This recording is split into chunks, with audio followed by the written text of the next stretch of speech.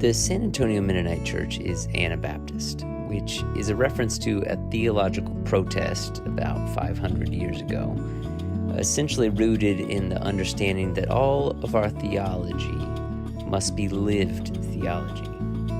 Everything we understand about God and Jesus must be reflected in the way we live and journey. All of our prayer must be balanced with actions, and all of our actions must be steeped in prayer. Our community is centered in hospitality and healing, pilgriming and peacemaking. It's a long journey home, but we're all walking home together in the peace of Christ.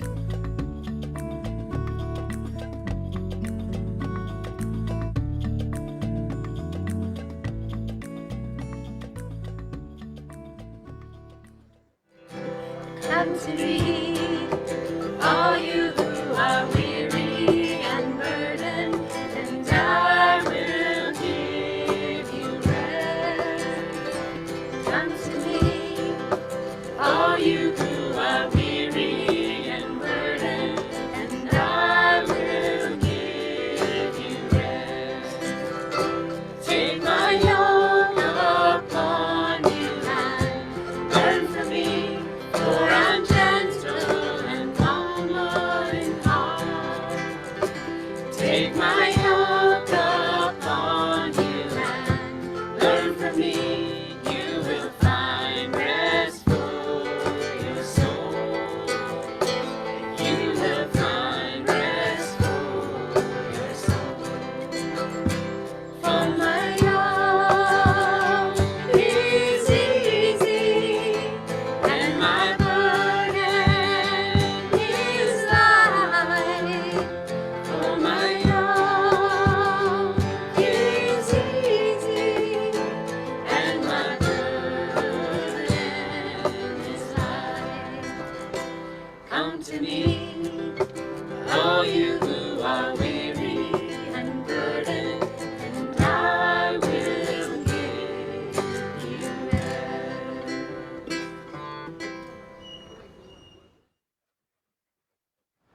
I find myself here in a parking garage for the hospital. I've had to come up here a lot this week for some sad visits, but I always find the parking garage particularly dark. You know that feeling of something scary and ominous waiting for you beyond the maze? And behind you might be a pretty stressful scene, but right now, in this moment, you feel closed in, exposed to a bunch of fumes, worried you're gonna hit something or get hit. I call it parking garage stress conundrum. You're in an uncomfortable place on your way to a scary place. We all find ourselves here occasionally. Some of us are here often. A place that is stressful now, and is looking ahead to a fearful or sad future. Sometimes we're here because of our own mistakes, but most often we're here because of a combination of many folks' mistakes, a bunch of moral failures or disasters or selfishness, or random no-fault tragedies at all. This claustrophobic walk through the parking garage. Let me back up for a second. We've been revisiting the 10 Commandments, seeing how God says, I am yours and you are mine. Now, this is how you will be a servant community to the world. The 10 Commandments begin in Exodus 20. Don't let anything get in the way of us. Don't fall into the trance of idols. Don't use religion like a vain self-help trick. Practice trust every week by keeping the Sabbath. And then the first commandment with a promise. It says, honor your father and your mother so that your days may be prolonged on the land which the Lord gives you. I'm asking this from a stressful parking garage. How do we honor our father and mother when we find ourselves in a stressful place, on our way to a scary place? How do we stop and honor those who came before us. And in some cases, honor those who have added a lot to our stress. And in other cases, those who participated in building our traps of trauma. Honor your father and mother, it says. This is one of the 10 commandments. To be my people, God says, to be a servant community to the world, you have to do this. Honor your father and mother. I find the word honor very interesting. I find the Jewish example of honoring very fascinating too. The word honor, used in Exodus 20, honor your father and mother, it's rooted in the Hebrew word kabad, which means heaviness. Honor. It's like recognize their heaviness. Do what is necessary with their weight in the world, their weight in you. And the Jewish example of honoring their ancestors was to tell true stories. Sometimes very painfully, tell true stories and then write those stories down. Look at the Jewish example. This is the truth about Jacob, Israel, and all of his relationships. Oh, and don't forget about Abraham and Sarah, the beautiful stuff and the horrible stuff. And do you know what Judah did? Buckle up, and I'll tell you exactly what Judah did. David, wow, amazing things. But let me tell you more. In the Bible, the book, the library, the Bible honors, it gives full weight and deep honesty. It shares some moments of true faith and some moments of despicable scandal. Kabad. Wait, listen to the gravity. And Jesus did the same thing. I mean, Jesus was a good Jewish boy who listened and obeyed intently as a little one and told really intense truth about his mother and his father too. He shared the marvels of the Jewish faith and their tradition, and he unblinkingly talked about the horrible mistakes of his relatives. How do we do that now? I mean, how do we do that when we find ourselves in sort of this stressful parking garage? I mean, when we say, I'm in a stressful place and I've come to a stressful place and I'm scared about where I'm heading, when I get out of this maze, finally, how do we honor our father and mother? One of my great seminary professors made us all map our families back as far as we could go. We had to draw a family tree, and we had to describe all of the relationships, the strong, the weak, the disastrous, all the relationships, as far back as possible. I'm still paying the annual Ancestry.com fees that started with that assignment. It's worth it. But it was challenging. It was fun. It was sad. Some of us could barely get past our parents. I remember vividly one fellow student coming up to Dr. Creech at the end of class that afternoon, and very intently he said, this is a good line, I don't think you know what you're asking me to do. My family is so messed up. I mean, this is a field of landmines for me. And then he asked for an alternative assignment. Dr. Creech's response was gentle and it was gracious, but it was firm. Essentially, he said, do your best. But behind it was this authority of, let's try and take the 10 Commandments seriously. Now let me say this. Honoring our ancestors sometimes is easy, and sometimes it's one of the most impossible of the commandments. Sometimes it's easy. Sitting at my grandmother's hospital bedside last week, she said, "Oh, I don't want to be a trouble. I know that you have so much going on." It was easy. It was easy to say, "You are worth the trouble. You are worth honoring." Because I'm essentially saying you are worth the drive. You are worth the time. You're worth the tears. You're worth the sleeplessness. You bear so much weight in my life. You hold so much gravity in my life. You are worth the honor. But let's be honest, other times it is really, really hard to honor.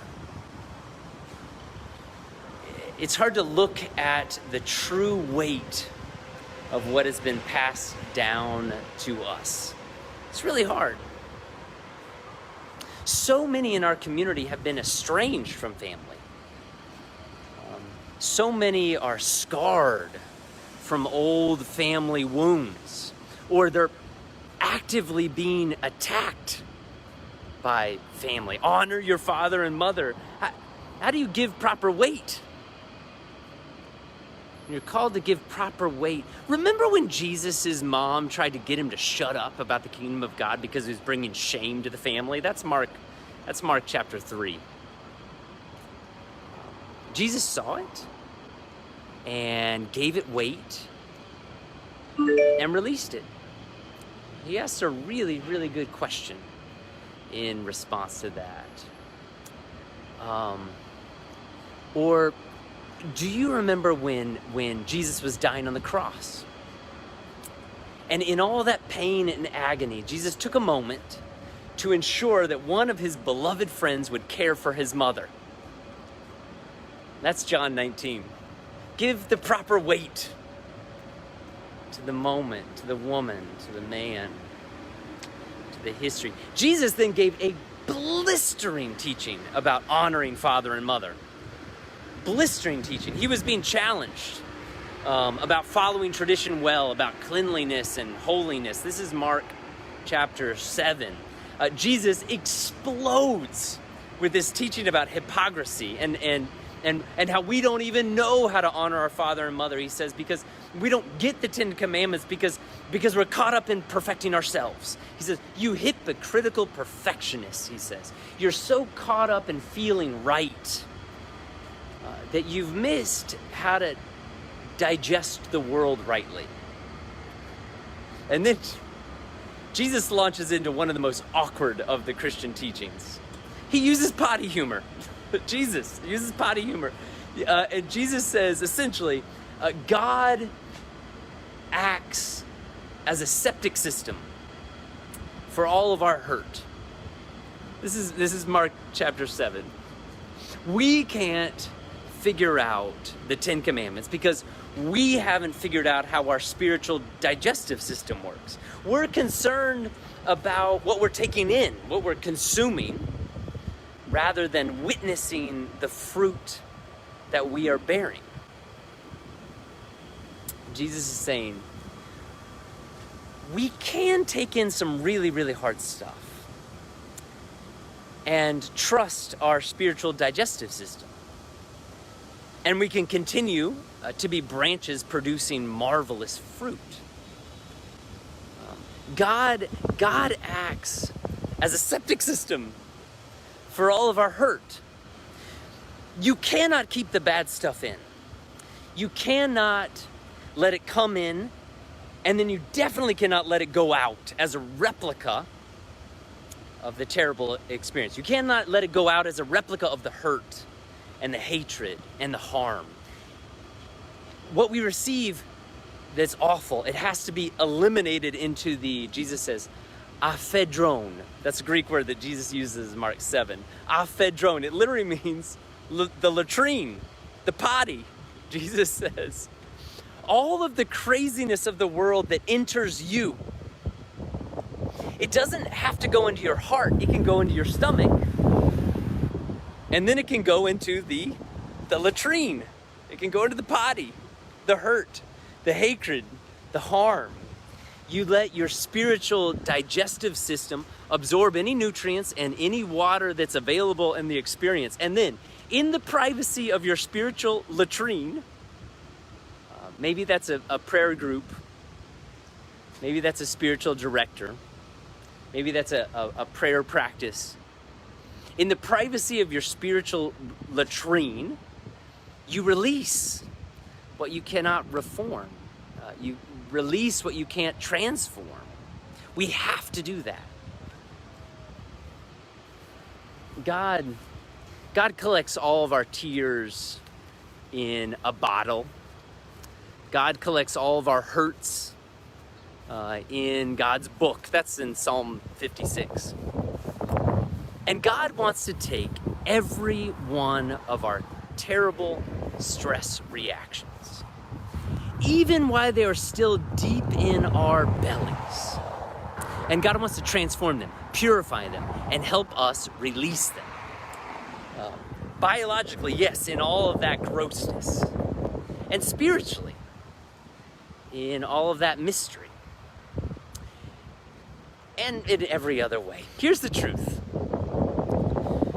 We are called into some very difficult and stressful situations. And we have to walk through some messy parking garages and parking lots on this journey.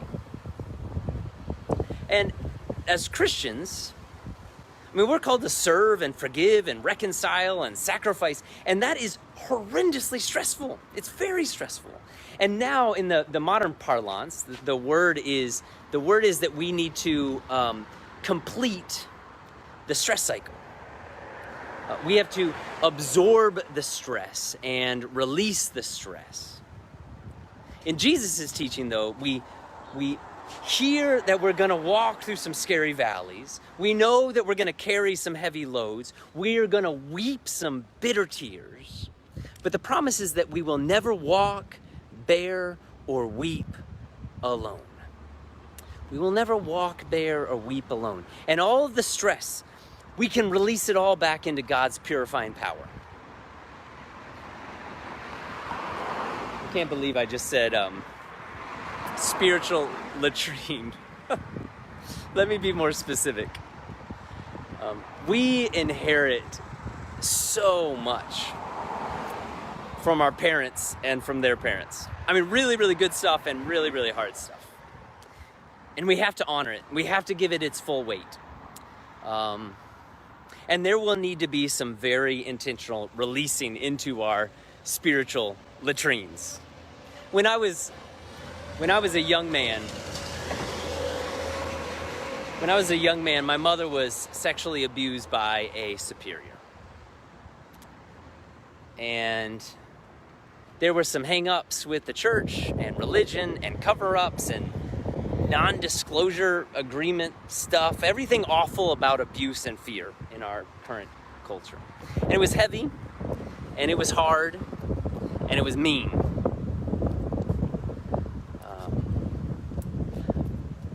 But I pretended that I understood, and I pretended to do all the right things as we do.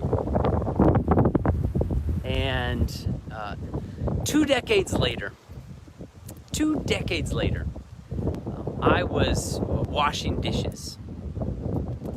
And there at the sink, a report came out on the radio. And it brought up this wave of memories and images and emotions. And suddenly I was filled with this rage, and I furiously slammed a pot down onto the sink. You can actually still, embarrassingly, see the dent I made in the sink. And then I swung an angry fist at the refrigerator. I mean, so violently that I tweaked my shoulder and I thought I'd broken my hand. It was stunning. And I, at first, had no idea where it came from. Yet there it was. And the radio reporter kept on talking about clergy sexual abuse. And I recognized this unholy thing had not made it to my spiritual stomach. You know, it was lodged deeply in my heart. And it had some pretty good camouflage. So, how do we honor our father and mother when they pass on to us beyond their own power such heavy stones? How do we recognize that weight? And how do we give that weight over to God?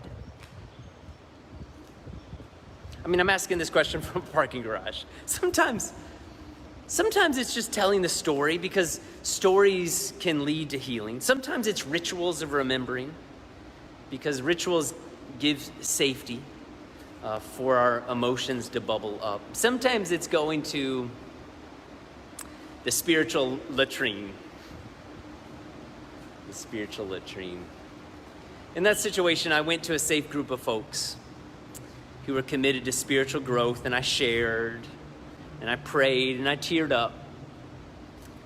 But then I went to the woods, because for this part, I was too embarrassed to do it in front of other people. And out in the woods by myself, I cried really, really hard, and I yelled, and I shadow boxed, and I ran, and I screamed just so much. And it's not very Mennonite of me, but that's what I did. And then I came back to a safe place and I prayed the Psalms. You know, the prayer book of the Bible. Some of the lines in the Psalms are so intense. They're so dark. And some of the lines in this prayer book of the Bible, you release all of your darkest thoughts, your curses. You release them right into God's hands. Here is my most hateful desire, God. Do with it what you will. Another name for that is the spiritual latrine. The idea is it doesn't go into your heart. Jesus says it goes into your stomach and then into the latrine, into the potty. Imagine that, though. Seriously, imagine living in a forever community where God doesn't just care about that you do good, but cares about your spiritual bowels. Is that not an astounding gift? Gross as it may be. God says to us, release unto me the most toxic, nasty, foul, contagious stuff you've got. Do not release it into the world. That's really gross. But give it to me, God says. For purification, I'll break it all down. Imagine honoring your father and mother like a good digestive system. I'm going to be in trouble if my dad hears this. Hopefully he doesn't. Give them, your father and mother, their full weight and importance like a spiritual digestive system does. Receive the nutrients and the gifts with gratitude. And remove and release the toxins, the hurts, the roughage. And God says, well done. And now take a good look at what you're passing on to the next generation. You may find yourself in a parking garage right now. You're surrounded by claustrophobic darkness and gas fumes from a red Ford F-150 Power Stroke. You may be also in light and airy, wide space. But no matter where we are called to honor. We are called to see well what we have received and to absorb the beauty with thanksgiving and to release the darkness with faith. And then there's this promise. Thanks for walking with me. Amen.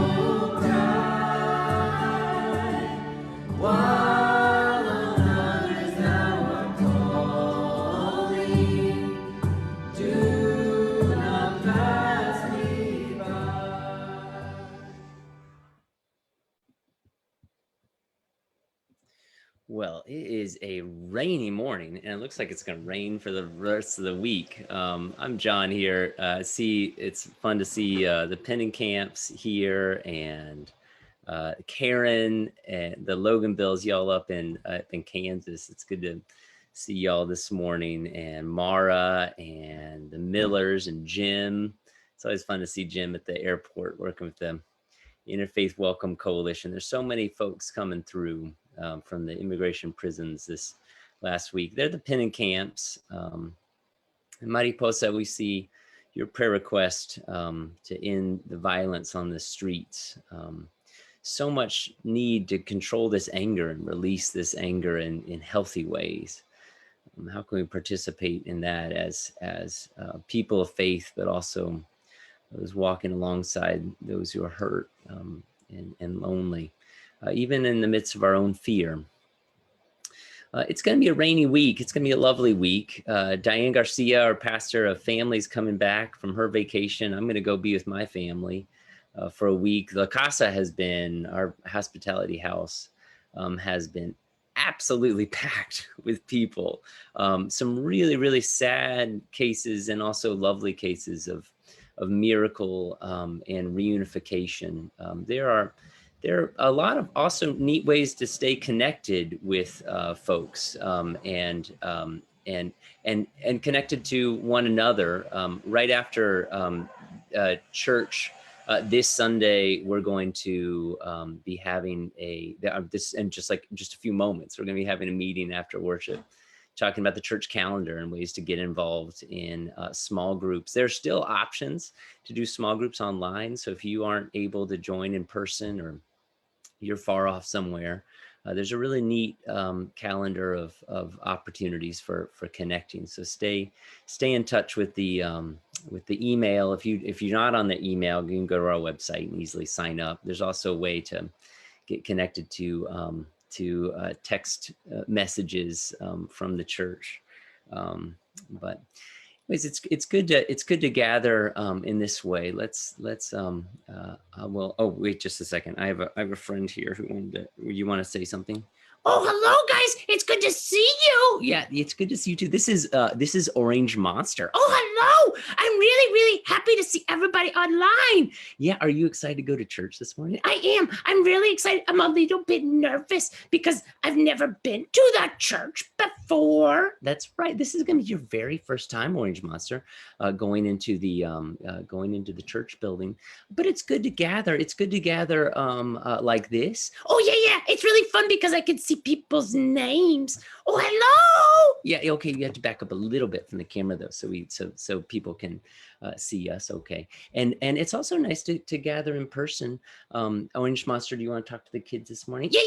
I want to talk to the kids because I thought it was very funny when you were talking about Jesus talking about potty humor. Well, yeah, it's kind of embarrassing a little bit. I felt a little bit awkward about it. No.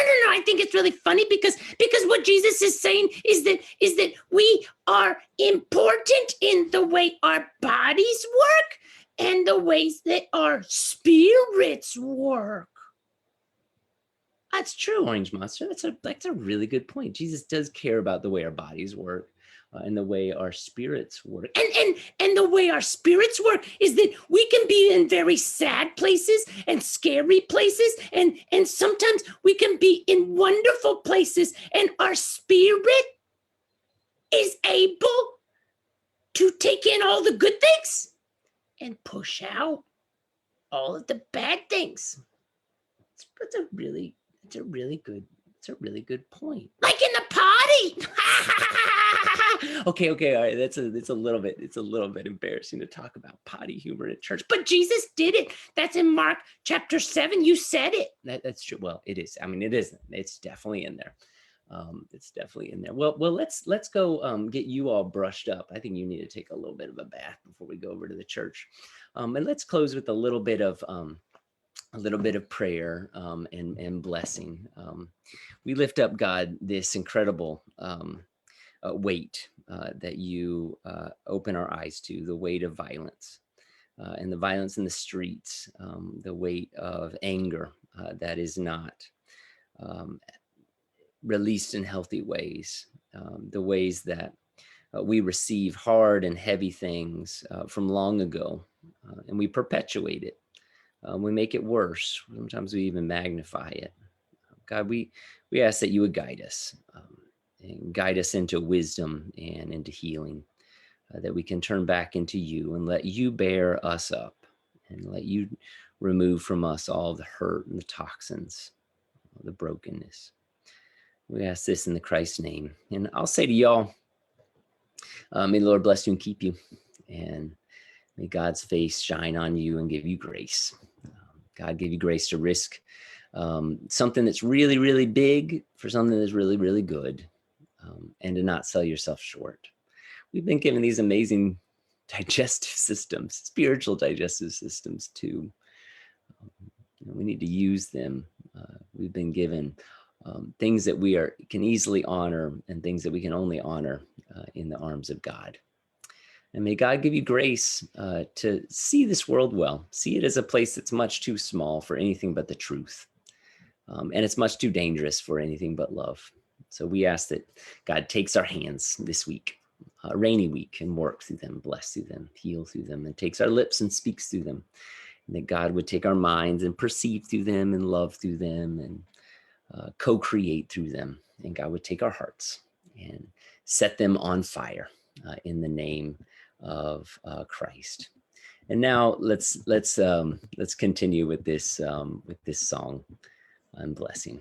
Happy day, and it's my joy, so be my Savior and my God, who made His glory come in joy, and heaven is all around. Happy day, when Jesus washed my sins away. He taught me how to watch and pray, and then rejoicing every day. Happy day, when Jesus washed my sins away. Happy day, when Jesus washed my sins away.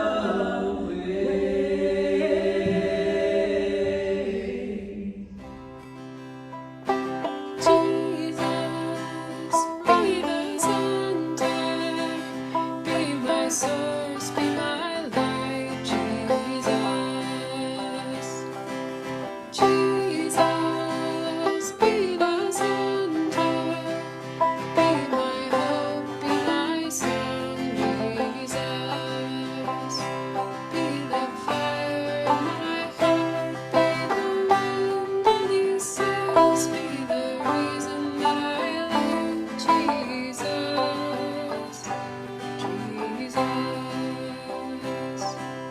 Jesus, be my vision, be my path, be my guide, Jesus. Jesus, be my vision, be my path, be my guide, Jesus. Be the fire in my heart, be the wind in these sails, be the reason that I live, Jesus. Jesus, Jesus, be the sun.